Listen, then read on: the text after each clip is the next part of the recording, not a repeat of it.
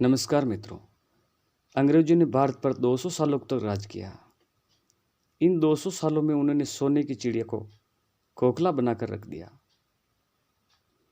धीरे धीरे भारत की जनता अंग्रेजों का जुल्म सहन न कर पाई।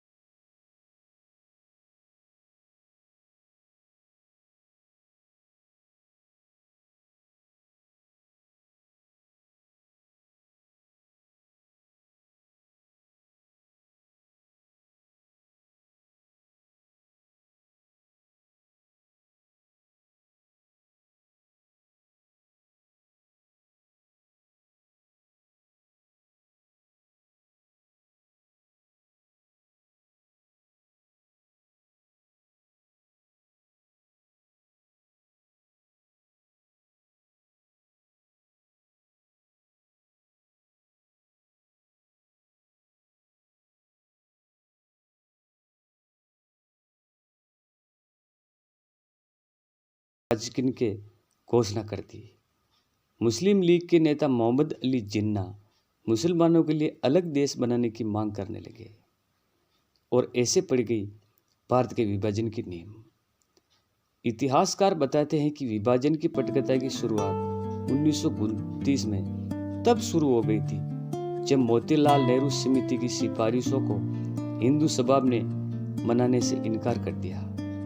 दरअसल इस समिति ने अन्य सिफारिशों के अलावा सेंट्रल असेंबली में मुसलमानों के लिए 33% सीटों को आरक्षित करने की सिफारिश की थी। हिंदू महासभा इससे सहमत नहीं थी। मोहम्मद अली जिन्ना मुसलमानों के प्रवक्ता बन गए और कई मुस्लिम नेता थे जो बंटवारे के पक्ष में नहीं थे। मौलाना आजाद खान, अब्दुल गफ्फार खान, इमारत-ए-एशिया के मौलाना सज्जाद, मौलाना हाफिज उर रहमान, तुफैल अहमद मंगलोरी जैसे कई लोग थे जिन्होंने मुस्लिम लीग की विभाजनकारी मानसिकता और राजनीति का विरोध किया। मुस्लिम लीग भारत के बहुसंख्यकों के वर्चस्व का माहौल बनाने का आरोप लगाती रही और अल्पसंख्यकों को असुरक्षित बताती रही। इसके पीछे कांग्रेस में शामिल हिंदू समर्थक और हिंदू महासभा के नेताओं द्वारा भारत माता की जय, मातृभाषा और गौ माता को लेकर नारेबाजी की और इसका कारण बताया। तो कुछ हिंदू नेता और कुछ मुसलमान नेता ने मिलकर भारत के 2 टुकड़े कर दिए। अब भारत के 2 टुकड़े तो हो गए, लेकिन अब रियासतों का विलय करना शेष बाकी था और 500 से ऊपर रियासतें थी जो भारत में विलय नहीं होना चाहती थी। 15 अगस्त सन 1947 को देश आज़ाद हो गया और प्रथम प्रधानमंत्री पंडित जवाहरलाल नेहरू बने और गृह मंत्री बने सरदार वल्लभ भाई पटेल। अब सरदार वल्लभ भाई पटेल, वीपी मेनन को काम सौंपा गया कि आप रियासतों का विलय भारत में कराइए। लेकिन तब भी आज़ाद भारत के गवर्नर लुईस माउंटबेटन जो अंग्रेज थे और उनका नेतृत्व वो कर रहे थे और उन्होंने ये कह रखा था कि जो रियासतें हैं वो जहाँ रहना चाहिए उनको वो आज़ादी है। लेकिन कई समझदार ऐसी रियासतें थी जो स्वतंत्र देश घोषित होने पर वो भारत में विलय हो गई। लेकिन 5 रियासतें ऐसी थी जो सबको छोड़कर वो भारत में विलय होने से इनकार करने लगी। वो 5 रियासतें त्रावणकोर, भोपाल, हैदराबाद, जोधपुर, जूनागढ़ रियासत। जानते हैं कैसे हुआ इन रियासतों का भारत में विलय? बात करते हैं जोधपुर रियासत की। इस रियासत का राजा हिंदू होने के बावजूद भी पाकिस्तान का हिस्सा बनना चाहता था। दरअसल जोधपुर के महाराजा हनवंत सिंह को मोहम्मद अली जिन्ना ने कराची के बंदरगाह पर पूर्ण नियंत्रण देने का लालच दिया था। जब यह बात वल्लभ भाई पटेल को पता लगी तो उन्होंने इसका तोड़ निकाला। उन्होंने जिन्ना के बड़े प्रस्ताव और भारत में रहने के फायदे बताए और ये चाल कामयाब रही और जोधपुर आज भारत का हिस्सा है। अब बात करते हैं हैदराबाद रियासत की। किसी वक्त दुनिया की सबसे अमीर रियासतों में से रही। हैदराबाद रियासत का भारत में सबसे मुश्किल हालातों में विलय हुआ था। हैदराबाद रियासत का मध्य भारत के एक बड़े हिस्से पर भी शासन था।